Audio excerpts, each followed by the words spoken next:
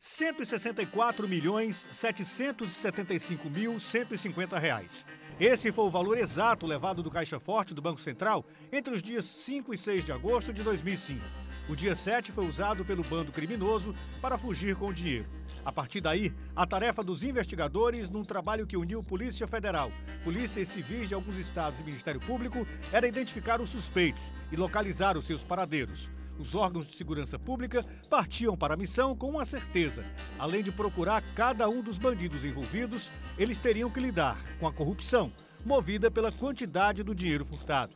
Os primeiros focos de corrupção policial foram apurados em São Paulo, mas em Fortaleza, a Polícia Federal também descobriu este tipo de crime.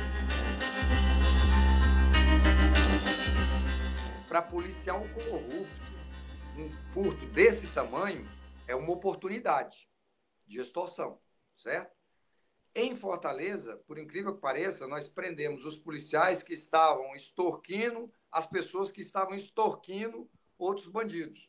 15 anos depois, Antônio Celso dos Santos, o delegado que esteve à frente das investigações e comandou todas as operações desencadeadas para prender os suspeitos, revela um plano que foi elaborado pelos federais para prender os policiais civis cearenses que estavam envolvidos no crime de extorsão. Ao invés de arriscar um confronto armado, ele preferiu preparar uma armadilha para os suspeitos e procurou o secretário de Segurança Pública do Ceará. O secretário de Segurança é um delegado da Polícia Federal. Era na época, o Monteiro, se não me engano. Ele é um delegado da Polícia Federal. Ele é um cara tranquilo e tal. Vou fazer um... Eu tenho certeza que ele é honesto. A gente já conhecia a história dele dentro da Polícia Federal. Vamos conversar que a gente não quer expor a imagem da instituição Polícia Civil, porque são algumas frutas podres que estão ali dentro, não é a instituição toda. Conversei com ele, expliquei, doutor, tá aqui e tal, mostrei todas as provas. Nós queremos prender essas pessoas. Só queremos prender de uma forma que não atinja a instituição. O que eu imagino que a gente possa fazer, se o senhor concordar? O senhor, como secretário de Segurança, convoca o pessoal dessa delegacia para, com outras delegacias, até para eles não desconfiar, chama de outras também aqui, para uma reunião, para uma operação conjunta com a Polícia Federal, que é para eles não desconfiarem da nossa presença. E ali, nessa reunião, nós vamos pedir para que ninguém entre armado e tudo mais, tal, que é para evitar qualquer problema. E na reunião a gente vai dizer que fulano, ciclano estão com mandado de prisão, e dali eles já vão sair. Inclusive, você pode mandar alguém da corregedoria junto. O plano deu certo. Fizemos uma reunião, o pessoal estava todo lá, inclusive o delegado da delegacia, que quase saiu mandado de prisão para ele também, não saiu porque faltou uma prova a mais, aí ele falou, não vamos pedir porque não está tão forte com relação ao delegado.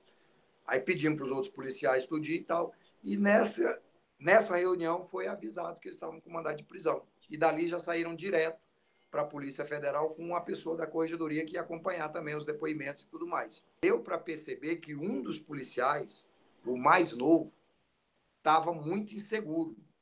Estava assim, com medo, com muito medo. E era a mesma pessoa que nos áudios a gente via ele falando para os outros, rapaz, não vamos fazer isso não, que isso vai dar merda. E não sei o quê. E os caras, ele era mais novato, os outros convencendo, deixa de ser mole, rapaz, não sei o quê e tal, frouxo, não sei o quê, aquele negócio. Ele falou, pô, esse cara, eu imaginei, esse cara é o cara que pode realmente juntar as outras provas que a gente falta. Aí o que nós fizemos? Na hora de levá-lo, ele foi comigo no meu carro. Os outros foram em outros carros. E eu fui conversando com ele. E ele acabou que ele contou tudo. 10 anos de investigações. E no meio do caminho, muitas histórias para contar. Histórias reais, mas que viraram ficção. O filme Assalto ao Banco Central levou às telas dos cinemas brasileiros a trama do furto milionário. Se fez sucesso entre o público, arrancou críticas negativas das autoridades que investigaram o caso. O filme ele presta um desserviço muito grande, porque passa a imagem de que a polícia é incompetente, que as autoridades, enfim, são bobas, que foram enganadas, que tem um cara que é o grande mentor que está usufruindo do dinheiro na Europa. E as pessoas, às vezes, compram essa versão, né? Quando a realidade é totalmente diferente, né? O crime foi esclarecido, os líderes foram presos, o dinheiro foi, em alguma medida, recuperado. O que não foi recuperado decorreu dessa questão da dificuldade, e também porque eles expenderam na fuga, enfim, foram extorquidos, houve muita corrupção policial em São Paulo. Casas, carros, até frotas de ônibus. Aonde foi parar o dinheiro do Banco Central? Essa é uma pergunta recorrente quando nos lembramos do caso. Será que o dinheiro foi todo gasto? Ainda existem cédulas de R$50 furtadas do banco circulando pelo Brasil ou pelo exterior? Em termos de dinheiro vivo recuperado, assim, nota, né, em cima de nota, talvez uns 20% no máximo, com os imóveis sequestrados e levados a leilão, talvez mais uns 10% no máximo, realmente. Então, em termos de 25% a 30% do furto foi recuperado. O resto realmente se perdeu, não se tem ideia ou se foi consumido, ou se serviu para outros crimes, financiamento de outros crimes, ou se foram frutos de extorsão por outros bandidos ou por policiais bandidos também, segundo os relatos nos interrogatórios. O dinheiro estava muito deteriorado, né? Então, a gente pode imaginar aí que uma parcela dessas cédulas simplesmente não estava em condição de ser utilizada, né? Imagino que uma fração disso, não sei percentualmente se quantificar quanto seria, mas eu imagino que uma fração desse dinheiro não tinha condição de ser utilizado, de circular mais pelo estado de deterioração das cédulas, né? Esse é um ponto. O segundo ponto é que eles despenderam muito dinheiro na fuga, né? Então, isso é uma coisa natural. Houve muita extorsão, né? Muita extorsão.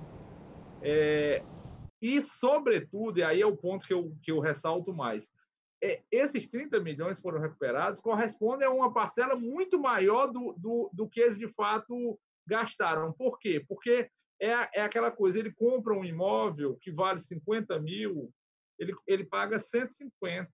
Né? Por quê? Porque ele está comprando numa situação enfim, com dinheiro em espécie, é uma situação que gera desconfiança, as pessoas sabiam que as cédulas de 50 eram ligadas a esse furto, então pagava bem mais do que valia. Né? E, por sua vez, quando a gente vai vender no leilão, não é sempre que se apura o valor de mercado. O leilão judicial, muitas pessoas ainda têm medo de comprar no leilão, há o estigma daquele bem que ficou ligado ao Banco Central, muita gente tem medo de comprar, medo de ter uma retaliação do grupo. Então, o que é que acontece?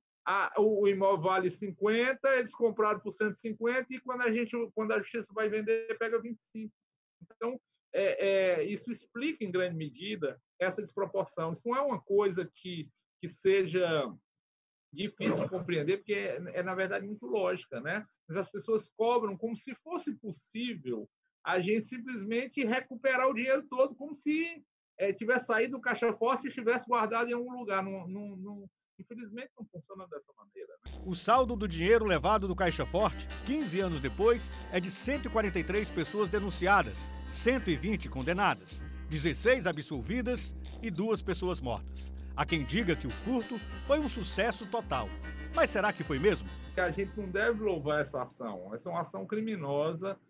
São pessoas de altíssima periculosidade, tinham inserção no mundo criminoso, tem relação com a organização criminosa de alcance nacional, no caso do PCC. Então, assim, não tem nada de louvável nessa ação, né? E, digamos assim, se tiver um sucesso inicial, né? Um sucesso inicial pela consecução, enfim, do crime e pela subtração do dinheiro, depois foram presos, cumpriram pena por muito tempo, né? Assim, foram penas severas, né? A gente tem gente que passou 10, 12 anos de pena efetiva cumprida.